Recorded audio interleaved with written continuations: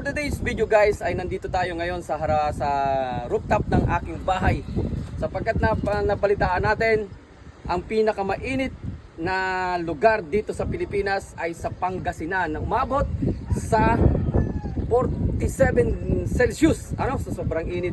Guys, titistingin natin na magluto ng pritong itlog gamit ang ating kawali.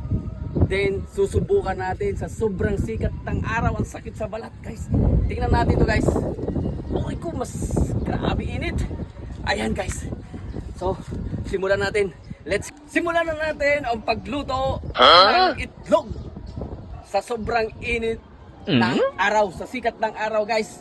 Ipapatong ko tong kawali dito sa napakainit na yero. Ayan. So subukan natin. Yan.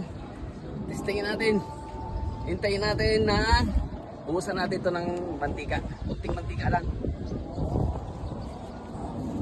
Ito, padami. Mantika natin. Tapos ito ng itlog natin guys. Ito yung itlog natin. Sana all. Bukan natin guys ha. Ayan. Ayan. Totoo nga guys. Sobrang init ng sikat ng araw. Ayan, naluluto na unti-unti ang ating itlog. Ayan. Ayan. Tayo natin. Ayan o. Ayan, naluluto na guys. Oh. Ayan na. Ayan na. Sobrang init. Ayan. Ayan natin. Sobrang init guys. Ayan, naluluto na. Naluluto na yung ating itlog. Gamit ang ating kawali at sikat ng araw dito sa aking rooftop. Ayan, dito sa Signal Village, Taguig City. Ayan na guys. Oh. Luto na.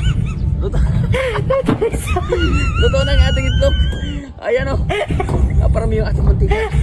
Ayan.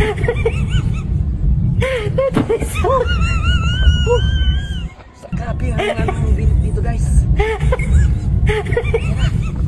Talagang tunay, pinapanood natin sa mga TikTok, sa mga reels ng ating mga ibang vlogger. Totoo nga, na sobrang init ay nakakaluto ng itlog. Ayan na guys, luto na. Ayan na, pwede na tayong kumain. Tama-tama, hindi ba ako nag-almusal? Ayan guys, shout out sa inyo. Siyang tunay talaga naman guys, luto na. Tara, ayan na oh, malasado. Nakakaluto talaga. Ayan na, tara. Okay, let's go.